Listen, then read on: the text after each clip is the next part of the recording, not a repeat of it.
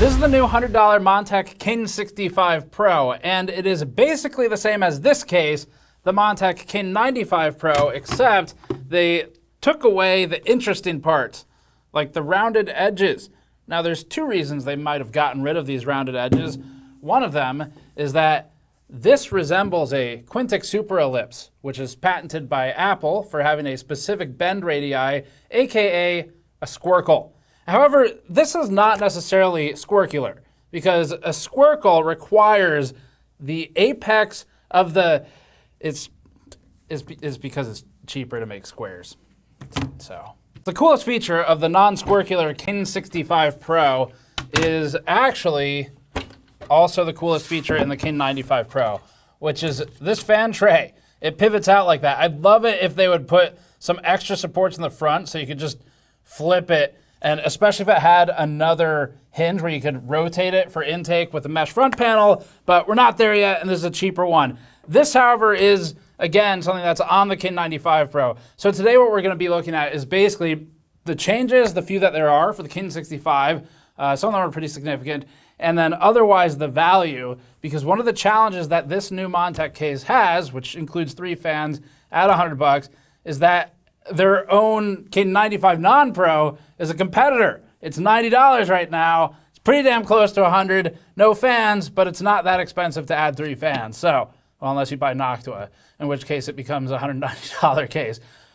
But let's get into it. Before that, this video is brought to you by Thermal Grizzly's Aeronaut and Hydronaut thermal pastes. Aeronaut is Thermal Grizzly's entry-level thermal solution, marketed as resistant to curing and for long-term endurance.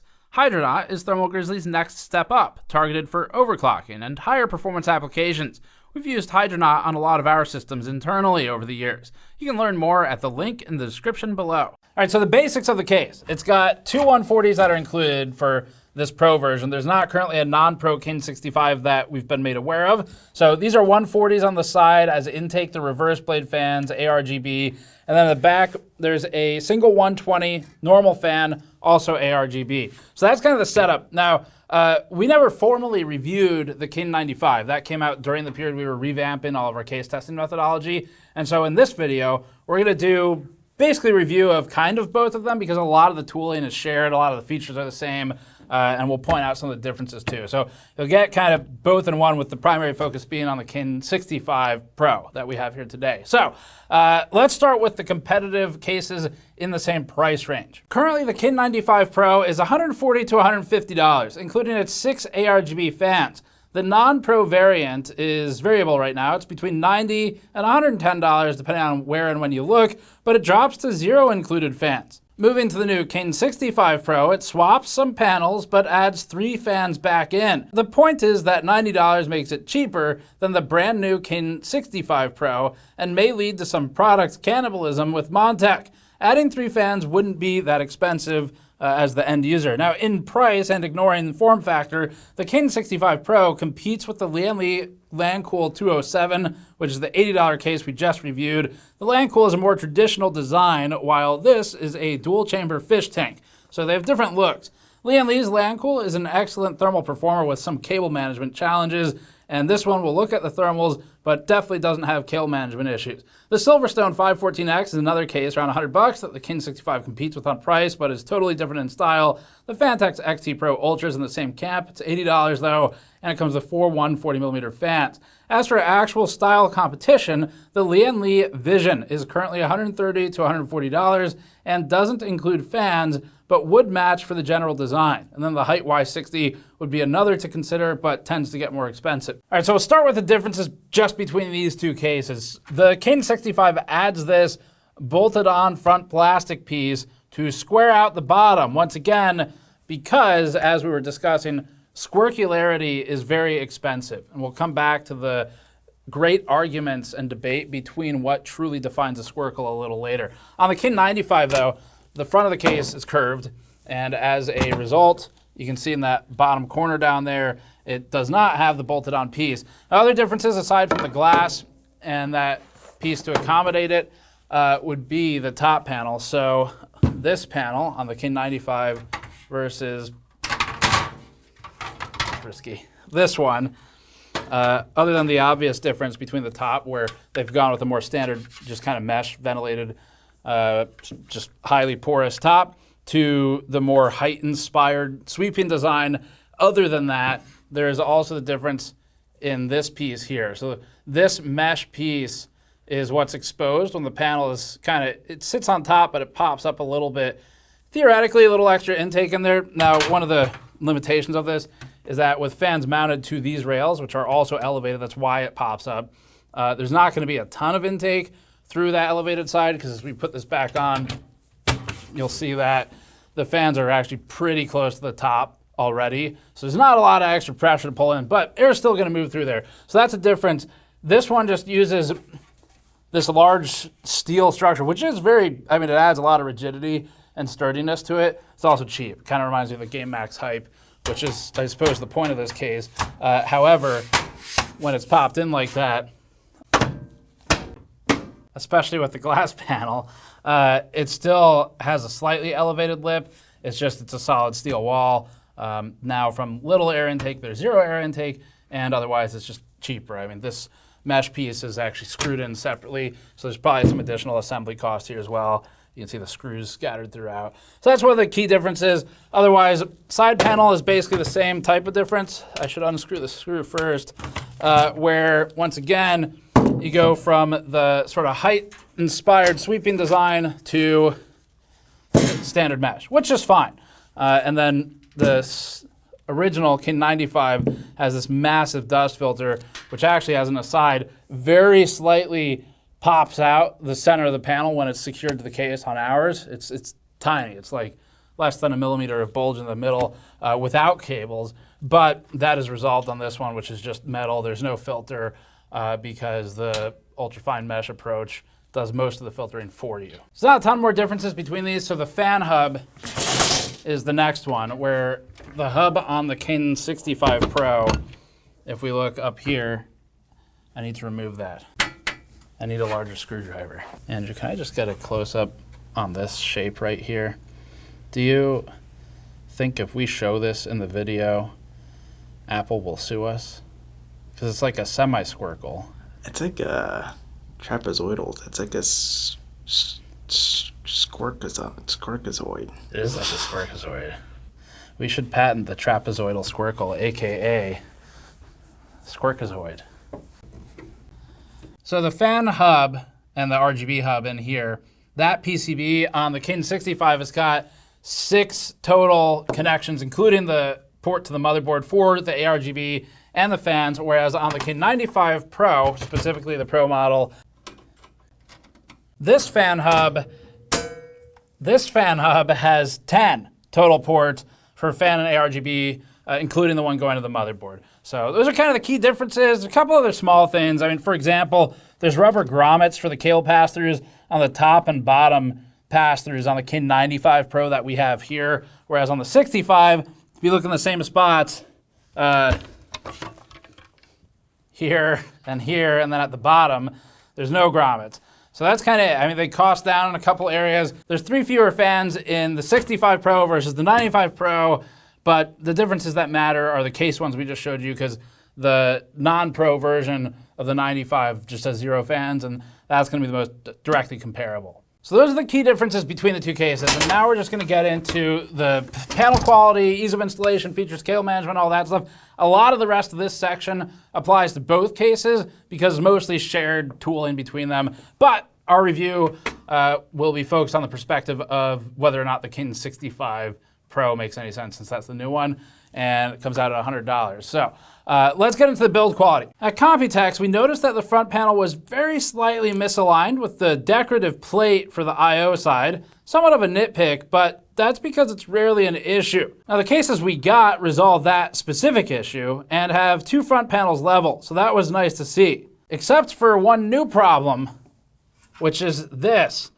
Now, at first, we thought this is damage from QC, like something in the factory. Wouldn't make sense as shipping damage. We talk about both shipping and QC damage, though, because they're both relevant. In this instance, however, it is on both of our King 65 Pros, because there's another one, and it's like exactly the same, where you can see it's this almost like, it's like a quarter squircle. Maybe they just really like those, but does not appear to be damaged. I think it's actually just part of the manufacturing process.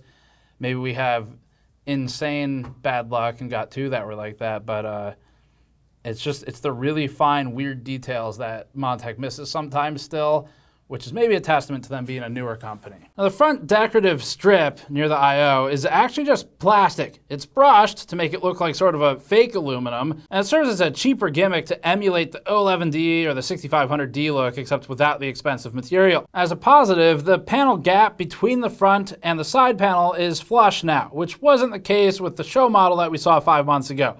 Cheaper cases often have problems with panel alignment, which is why we always look at it. The side panels are secured with thumb screws, which we always like to see just as a security feature for moving a computer around for cleaning and maintenance.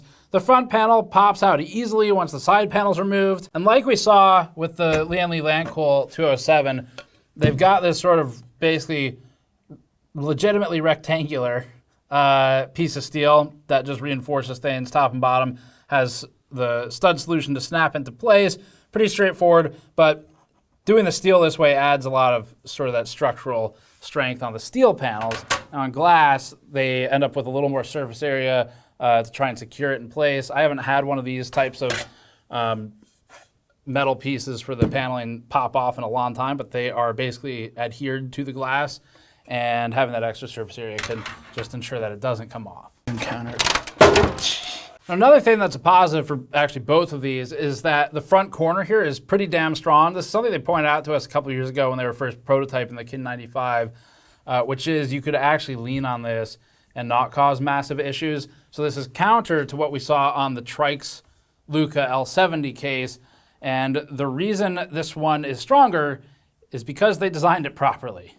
So not because of damage, because it was designed correctly, which I really want to make sure we get across, because it would be very easy to sort of twist that into shipping damage for the L70, but actually it's a design issue for the top panel where it just sort of caves in. Part of the reason for this rigidity is that the King 65 is pretty stout as a case, which helps reduce the top panel length. It provides strength because of that, and it's also supported by a more significant anchor to the deeper secondary channel, which means a lengthier attachment point to serve as a counter support on that front edge. Now, the top panel itself, as I was saying earlier, is actually a sturdier panel, which this is becoming a trend right now. I don't know, every case we've looked at recently, there's been a lot of them. They seem to have finally kind of solved two of the problems. One of which was, so Lian Li had this issue where when their top panel was on the, I think it was the 216, or maybe it was the 21, I think it was the 216. Previously, it sort of drooped in the center. And then the other one we've had is cases where you take the top panel off and you go like this and it sounds like a thunderstorm. So it does seem like the case companies are starting to improve this, add some rigidity. Now the downside, the way they did it here, is the same as we talked about already compared to the Kin 95, which is that you lose some of that nicer styling of the uniformity between all of the squircular things, the rounded edges. I think we really need to talk about the definition. So technically, a lot of the times when we're saying squircle just out there in the world, it's a common word, as you all know. What we're actually referring to is rounded edges or rounded edge rectangles. Squircles, you know, there's a big debate about this. If you pull up the medium definition of it, you can see this really slight overlapping red and blue lines. Now, there's a second definition, which is on LinkedIn, a much greater source for scientific research and discovery, where it's more of an inflated, rounded, square, circle thing. So the point is, I don't want to be pedantic about the use of squircles, and it's better that we all just calm down a little bit. So for this thing, it just goes for plain, and otherwise kills any chance of airflow, but there wasn't too much through those sides anyway. The last side panel is the one that goes over here, so that's from the camera perspective, the right side panel. This is the only one that's a little floppier, and it's the one that they just went for the straight up mesh, and that's because the case is pulling all the air in through the side, but there's some limitations to airflow we'll talk about there too. All right, so removing that panel reveals the fan mounts and this cable cover. So this is a cable cover. It's got two 2.5-inch SSDs that can mount to it. Additional fans can mount to this cover, and we pop it open, it screws in normally. You get the fan tray, which I've already loosened. There's thumb screws to hold this in place typically. But this is where the obstructions come in. So they've got two sets of rails for 120s and 140s here, but you can see that in between the rails, it's just solid steel all the way. That's true for both of them. And unfortunately, there's kind of a big downside where they end up blocking a massive amount of that fan with steel. And so it can't really utilize that part of the fan because this, I measured it out, at the deepest part, it's about 20 millimeters of obstruction on two sides of the fan.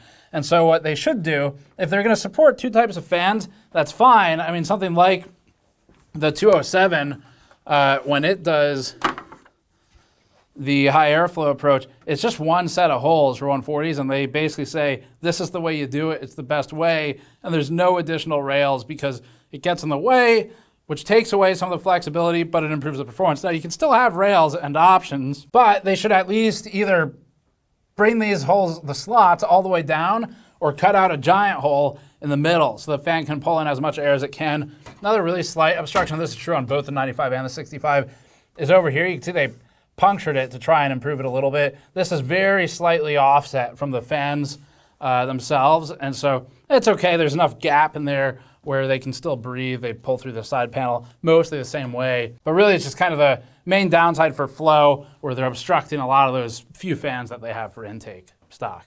And this will come back to later in the thermal testing, where we've had the King 95 on our charts for several months now, and the King 95 Pro did okay in most of our tests, but it does fall behind other cases with similar fan count, and this is a large contributor to that. It's 40 millimeters of sort of loss on two areas of two fans. For cable management, the King 65 continues the trend of including Velcro cable ties that secure behind the motherboard tray. This is something we've really liked to see over the last few years. And this channel itself is already deep enough to provide functionally limitless cable space. Although we've since built in the King 65 cases, we liked how the fans were pre-routed and arranged out of the box. The power supply sits elevated atop a rubber damped pad, providing clearance on all sides while hopefully absorbing vibration that could cause noise. Although the exterior hard drive cages have rubber dampers, as you can see on the back, the drive sleds themselves do not. If supporting 3.5-inch drives, we'd like to see the rubber dampers at the contact points as well, where the drive meets the plastic or the metal. Access for the drives is through the rear for drive installation in that cage, which mostly makes things easier. This is a nice touch overall. They aren't hot swap cages with pre-wired backplanes or anything fancy and expensive like that, but the rear access does make things quick to get to. As for radiator, GPU, and fan support, it's the same as the King 95 Pro. Montech's GPU support is up to 420 millimeters long, so basically any video card, and radiator support is up to 280 or 360 in the top, 140 or 240 in the side, and they say 175 millimeters tall for air cooler clearance. So that gets us through the cases. And again, the King 95 has been out for a while now, with this being mostly the same tooling with some slight changes. So that part's familiar. Let's get into the thermal performance. That's where we're gonna see some real differences between these two, and especially now that we've got so many other cases on the chart. So we'll get into benchmarking and then talk about conclusions. We'll start with noise-normalized CPU thermals under a full torch or workload. Unfortunately for the King 65 Pro, it's the new worst result on the charts.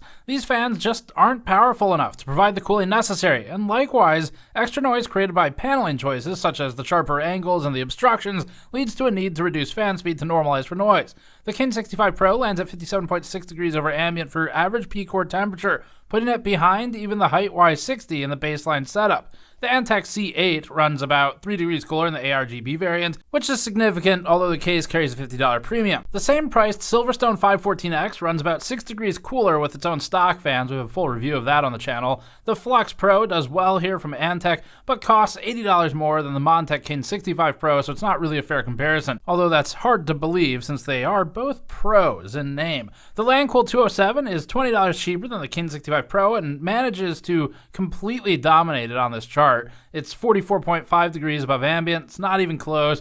The King 65 Pro is just not a great thermal performer. The King 95 Pro with the glass front ran at 50 degrees over ambient, which is over a 7-degree reduction without even using mesh. That's a lot of impact from the extra fans and the panel changes. It matters. Here are the GPU thermals for the same noise-normalized test. The King 65 Pro gets destroyed here. It's not only at the absolute bottom of the chart, but it's several degrees worse than the previous worst.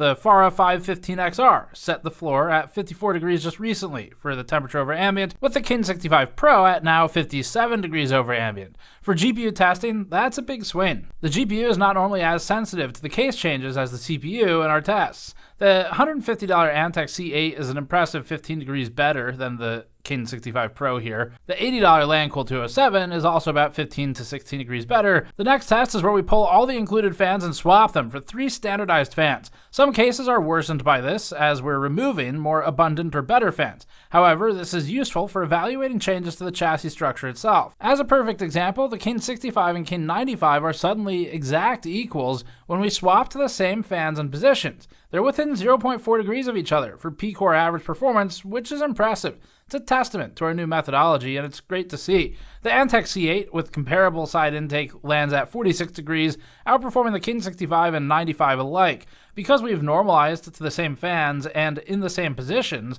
we can confidently state that the King 65 and King 95 have paneling that obstructs the fans enough to worsen the performance. And there are fanless variants of the Montech C8 as well, and they're comparable price to these without the fans. Montech could seriously boost itself by changing the porosity and all the small obstructions to airflow all over the place that add up, like those rails that turn into just steel walls that we discussed earlier. GPU thermals when using standardized fans are also within roughly 1 degree ranges between the King 95 and King 65. The curvature of the glass theoretically should help improve air access to the GPU, but this gets into areas where you're basically getting into CFD, which we don't run right now. Regardless, at about 1 degree different, they're functionally the same. The Montech C8 with the side intake again climbs ahead, up at 42 degrees for GPU temperature against 44.6 on the King 65. Back to the included stock fans, and at 100% fan speeds, the King 65 Pro landed at 37.8 dBA as tested in our hemi-anechoic chamber,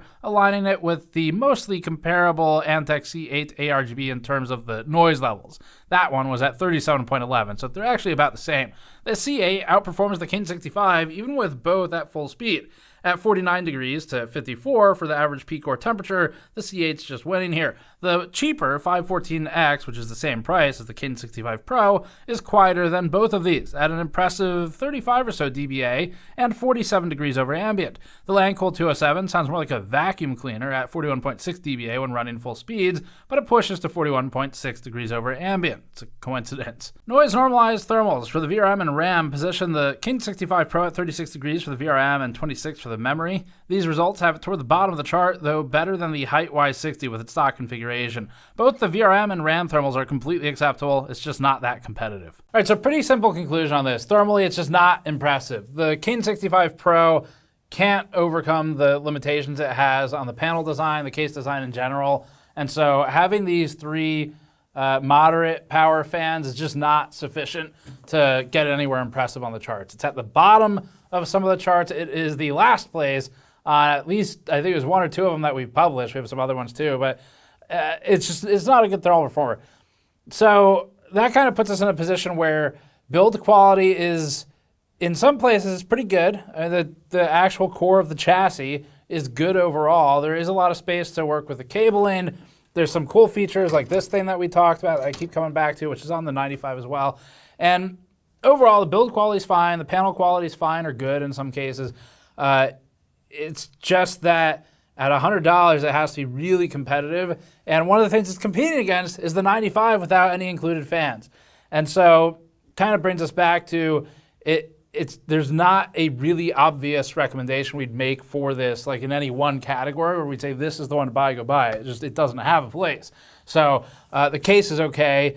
We don't hate it. It's just that against standard form factor cases like the 207, even the 514X, which we weren't thrilled about, but we thought was fine as well, those are both better options than this at the price. They are better thermal performers. In some areas, there's some advantages or disadvantages depending on which one you look at. So like this is easier to build in than the LAN-cooled 207 by a long shot. But the LAN-cooled 207 is workable and it's a better thermal performer. And the Silverstone 514X is kind of the best of both, where it is the most standard sort of plain case. And that's probably its main downside, is that it's a little plain. But in terms of other competition, the Montech C8 is a case that's more similar to this. It's wider, and the non-ARGB variant, the one without fans, is similarly priced. You could bring your own fans and keep the price relatively low. And so basically the point is within $20 of the King 65, it kind of gets its ass kicked in either direction thermally. And we're biased towards thermals and performance. It's kind of what we focus on. If you don't care about that, you really just care about the looks, then buy the King 95. But if you can't afford the King 95, I guess that's where the King 65 slots in. It's just, it seems like a kind of narrow band for where it makes the most sense. And that's kind of where it's going to be. The 95, now that we're finally sort of formally looking at it, it shares a lot of similarities, just that with those extra fans for the Pro version, it can overpower limitations. And then we did like some of the paneling, like the design choices with the curved edges and the way they did the actual styling on the side and the top panel. They brought it together. It's not like pure chaos like the Trike's case is. Someone looked at it and said, let's do the same thing on at least 2 of these panels and make it make sense. And so the 95, it's just, as you'd expect, it's a nicer case. It's just that the difference here, the differentiating factor, is the fact that the thermals just kind of fall off by dropping to this config. Not that they were impressive, really. In the 95 Pro, generally, they were just fine, but it went from fine to worst on the charts. So that's it for this one. Thanks for watching. As always, subscribe for more. You can go to store.gamersnexus.net to help us out directly, or you can buy one of these shirts, which we just posted there, where we're doing 100% of the profit split between 3 different charity organizations that are doing some hurricane relief efforts in Western North Carolina, pretty close to where we're based. So that's it. Thanks for watching. We'll see you all next time.